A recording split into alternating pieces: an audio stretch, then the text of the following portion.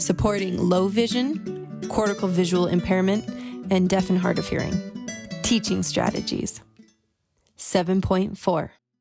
Many AAC learners have complex disability profiles that include sensory impairments, which impacts how they access AAC. Adjustments to auditory and visual features and feedback seems a reasonable first step, but it's important to also consider implementation strategies that teach AAC learners about other pathways that will help them navigate their device. As modifications are considered, it is necessary to preserve access to robust language necessary for language development. Part 1 of this 2-video topic reviewed settings and features. In this Part 2 segment, we will explore implementation strategies.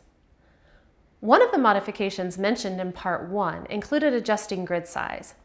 Before we shift to exploring strategies, we're going to pause for just a moment and talk about grid size. Grid size refers to the number of buttons on a communication display. Often, when sensory impairment is a factor, grid size plays a key role in AAC decision-making. So, it's important to understand how grid size impacts language. In video 3.4, we talked about how more is more. Fewer buttons on a grid has 2 key limitations. First, their language options are inherently limited. And when language is limited, its usefulness is limited. And when it's not useful, there's no motivation to use it. It's a cycle we want to avoid, and going big helps us do that. Second, the fewer words available on the grid, the more navigation is required to get to additional words.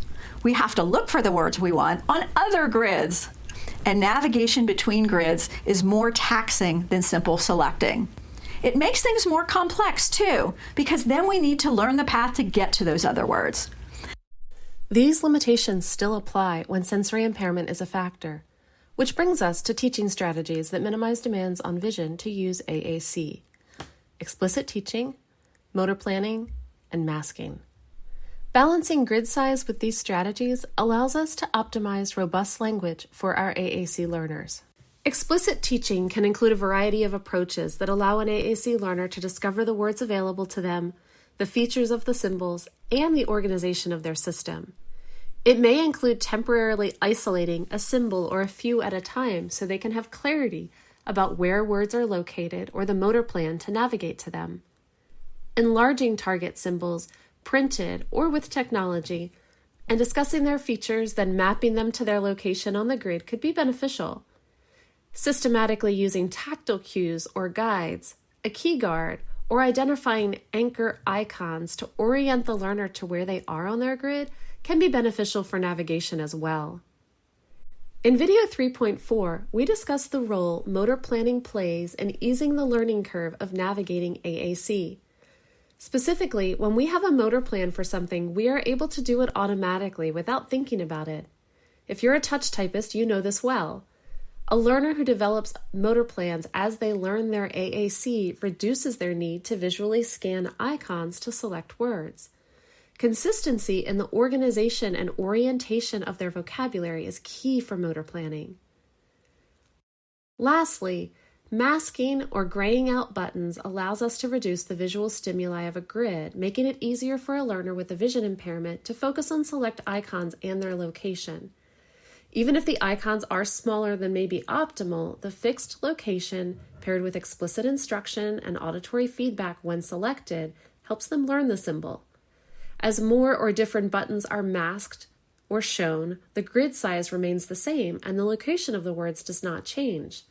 This strategy creates a stopgap so learners don't need to relearn how to navigate their AAC as more words are made available. While it is difficult to outline solutions that will definitively meet the needs of every learner, it is important to consider characteristics of AAC displays as well as implementation strategies that preserve robust language when supporting learners with sensory impairment. It's a dance and a balancing act. Collaboration between team members, including SLPs, teachers of the visually impaired, teachers of the deaf or hard of hearing, these are helpful for understanding a learner's unique skills and needs, to guide discussion and weigh benefits and limitations for individual learners.